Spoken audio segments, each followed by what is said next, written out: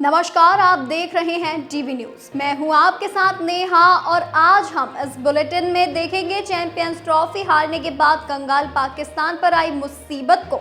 बात करेंगे वक्फ संशोधन बिल के खिलाफ मुस्लिम नेताओं की हुंकार पर, जानेंगे औरंगजेब की कब्र को लेकर मचे बवाल को, देखेंगे क्यों पीएम मोदी का इंटरव्यू आया ट्रंप को पसंद। एक नजर डालेंगे दिल्ली पहुंची तुलसी गबार्ड और अजीत डोभाल की बैठक पर। आखिर में बात करेंगे भारत के ऐतिहासिक मिशन चंद्रयान 5 की। लेकिन इन सभी खबरों से पहले एक नजर आज की हेडलाइंस पर।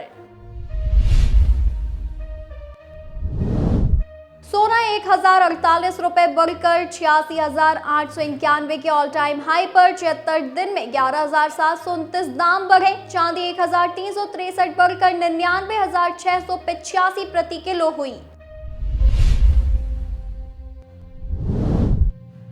कश्मीर के कुलगाम जिले के कुलगाम में प्रदर्शनकारी महिलाओं को पुलिस अधिकारी ने मारी लात, मच गया बवाल। हिमाचल प्रदेश के मुख्यमंत्री सुखविंदर सिंह सुक्खू ने वार्षिक बजट किया पेश। गाय के दूध पर एमएसपी बढ़ाई तो वहीं मनरेगा मजदूर को भी मिलेंगे ज्यादा पैसे। फरवरी में थोक महंगाई बढ़कर 2.38% पर पहुंची। फूड प्रोडक्ट्स मैन्युफैक्चरिंग कॉस्ट बढ़ने से महंगाई बढ़ी। जनवरी में 2.31% पर थी।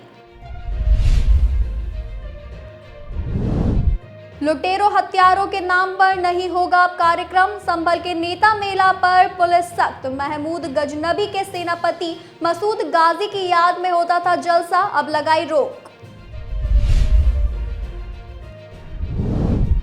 दिल्ली से एक नाबालिग समेत 7 अवैध बांग्लादेशी घुसपैठिए हुए गिरफ्तार। निर्वासन की प्रक्रिया शुरू।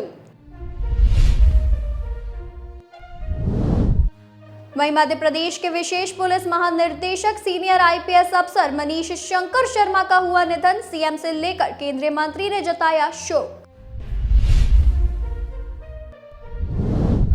कुपवाड़ा से मिले खुफिया इनपुट के बाद सुरक्षा बलों ने घेर लिए 2-3 आतंकी। ताबड़तोड़ फायरिंग, एक जवान घायल।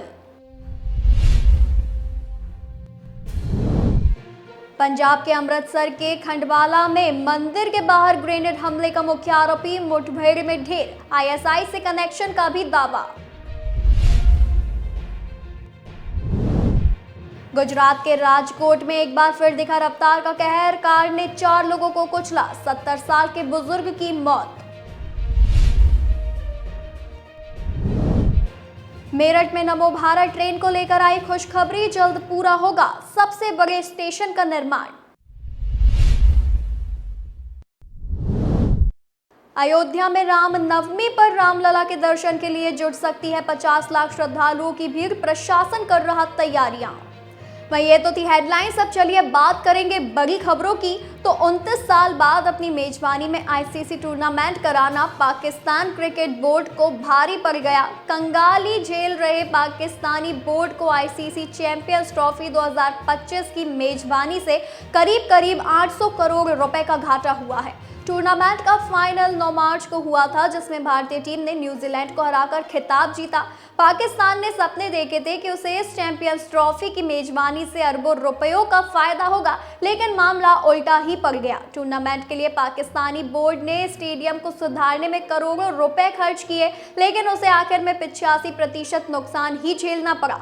टेलीग्राफ के मुताबिक पीसीबी ने घरेलू मैच कराने के लिए लगभग 851 करोड़ रुपए खर्च किए थे। इसके बावजूद उसको सिर्फ 52 करोड़ रुपए की ही कमाई हुई, जिससे उसे करीब 799 करोड़ रुपए का नुकसान झेलना पड़ा। इसका असर खिलाड़ियों पर भी हुआ है। बता दें कि नुकसान की भरपाई के लिए पीसीबी ने घरेलू खिलाड़ियों की मैच फीस में भारी कटौती की है। चैंपियंस ट्रॉफी के मुकाबले पाकिस्तान के 3 वेन्यू लाहौर, कराची और रावलपिंडी में हुए थे, जबकि भारतीय टीम ने अपने सभी मैच दुबई में खेले।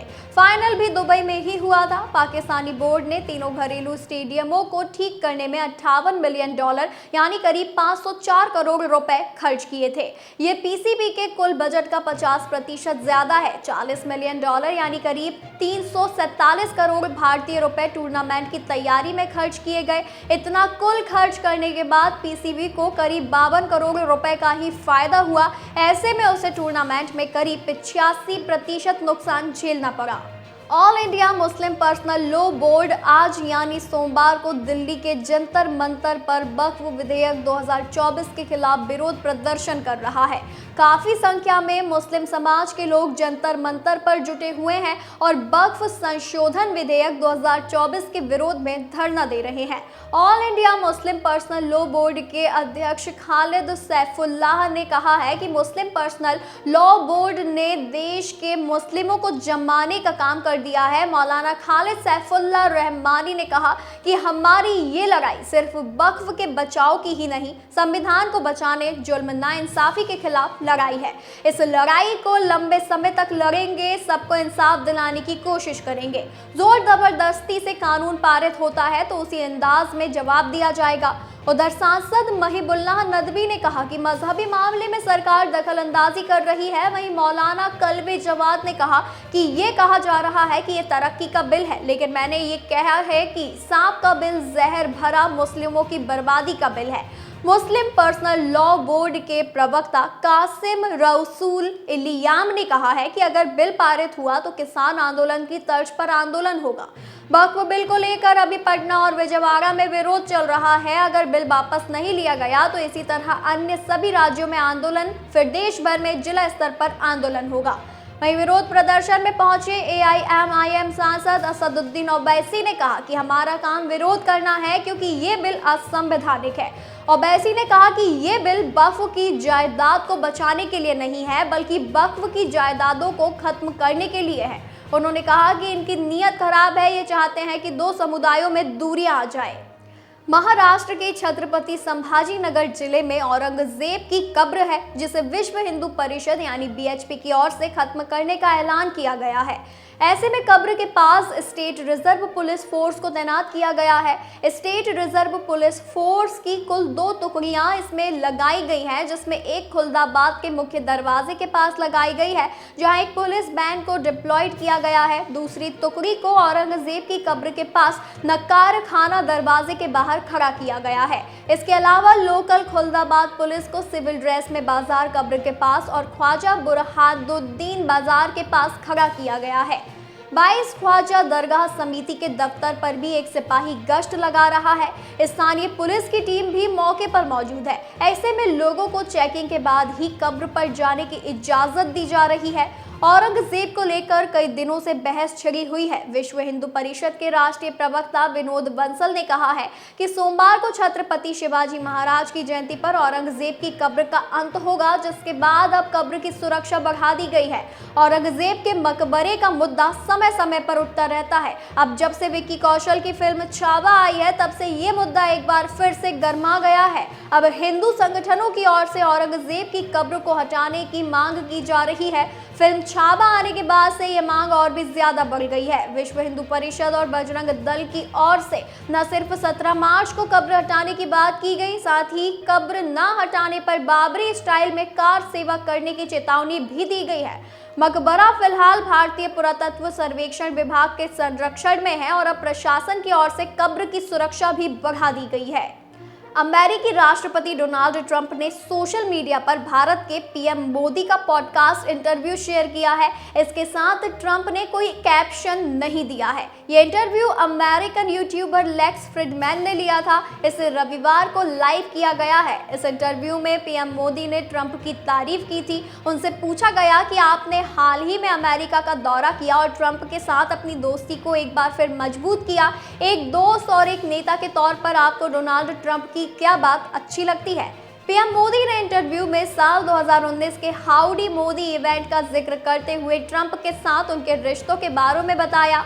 मोदी ने कहा कि ह्यूस्टन में एक प्रोग्राम था हाउडी मोदी, मैं और ट्रंप दोनों वहां थे। भारतीय प्रवासी बड़ी संख्या में वहां पर मौजूद थे। मैं भाषण दे रहा था और ट्रंप नीचे बैठकर हमें सुन रहे थे। ये उनका बड़प्पन है। अमेरिका का राष्ट्रपति स्टेडियम में भीड़ के बीच नीचे बैठकर सुन रहा है। मैं भाषण देकर नीचे गया तो ट्रंप ने कहा कि क्यों ना हम दोनों एक साथ इस स्टेडियम का चक्कर लगाएं। अमेरिका में ये बात असंभव सी है कि राष्ट्रपति हजारों की भीड़ में चले, लेकिन ट्रंप बिना एक पल भी इंतजार किए मेरे साथ चल पड़े। मुझे उस पल ने छू लिया।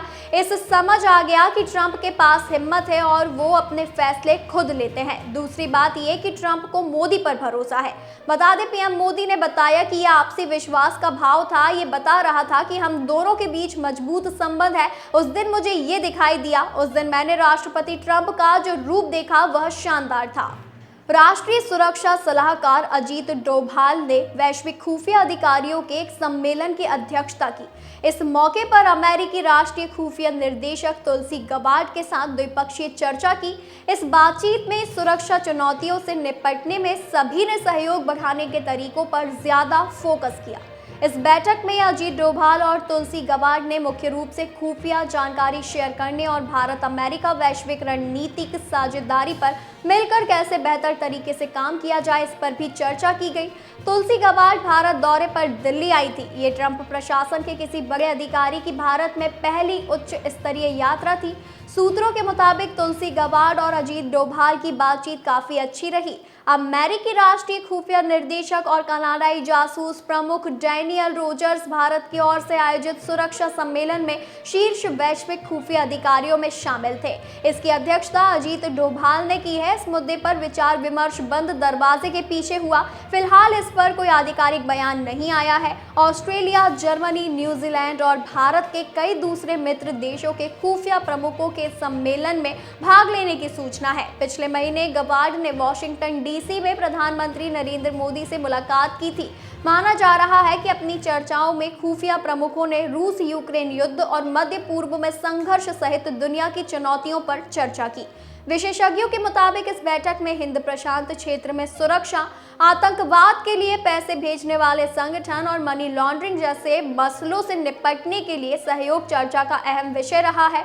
साथ ही प्रत्यर्पण और इमिग्रेशन से संबंधित मुद्दों पर भी चर्चा हुई। भारत की तरफ से चर्चा में खालिस्तान समर्थक तत्वों सहित विदेशों में भारत विरोधी तत्वों पर चिंता जाहिर की।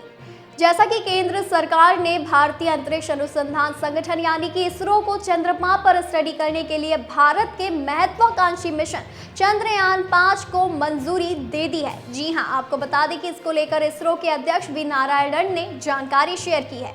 नारायणन ने कहा है कि चंद्रयान 5 मिशन चांद की सतह का रिसर्च करने के लिए 250 किलोग्राम का रोवर लेकर जाएगा, जबकि चंद्रयान 3 में 25 किलोग्राम का रोवर ले जाया गया था।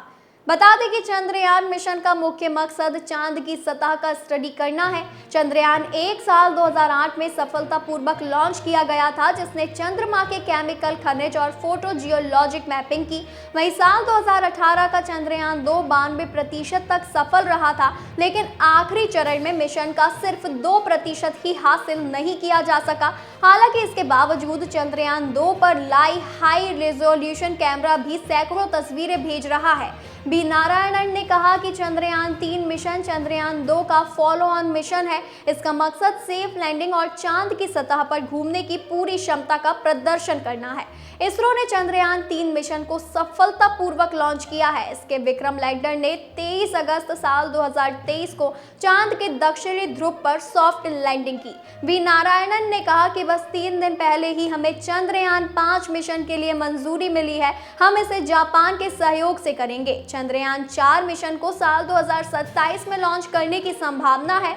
इसका मकसद इसरो के भविष्य के मून मिशन के लिए चांद से इकट्ठे किए गए सैंपल को वापस धरती पर लाना है।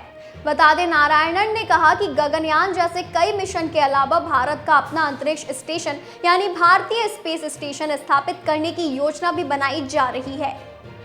वहीं ये तो थी आज की कुछ खास और बड़ी खबरें। ऐसी ही जानकारी के लिए बने रहिए डीवी न्यूज़ के साथ।